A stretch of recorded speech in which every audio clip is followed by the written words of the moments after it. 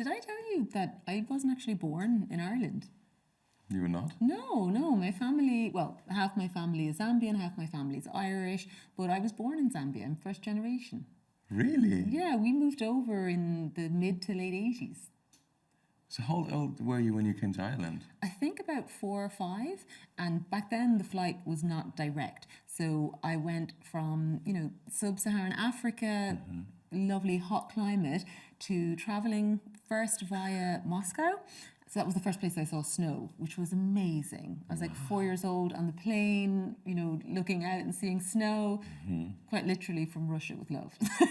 It was fantastic. Wow. And then we came to London for a little bit, and then eventually ended up in rural Ireland.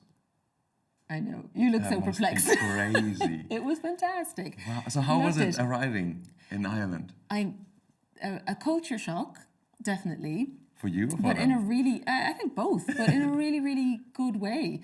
I had not lived in a predominantly Caucasian society, and I found everybody really, really welcoming. It's Irish culture. I definitely, had moments growing up, as everybody does. It was growing pains, but I never felt like anything was racially motivated. Some kids just don't take to each other, and, but yeah, I really, really loved it. And then if I put that in contrast to moving from rural or semi-rural Ireland and coastal seaside town to moving to London, that was a bigger culture shock. So wait, Ireland was more like countryside? Yeah, well, And then you came countryside to- and on the coast. So And then best of straight both from worlds. there to London.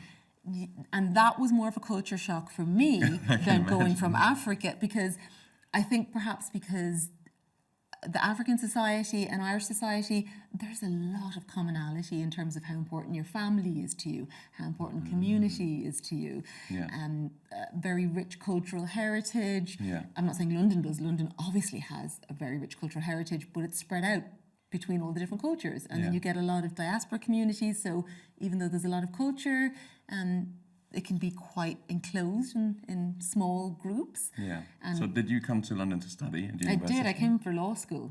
Oh. I did. I did a year of law school, and I did enjoy it. It was very difficult to juggle because I was funding it myself, working full time and studying, and That's a bit much.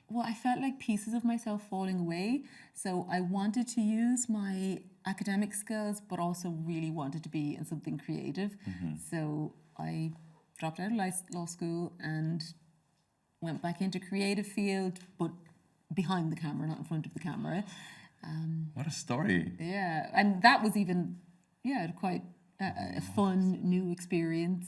And now you have family here? Absolutely. Well, Live in London? I've got a huge family on both sides. It's like you name a country, and I probably have like at least 3 or 4 cousins in that country. And We're did you everywhere. ever go back to Africa?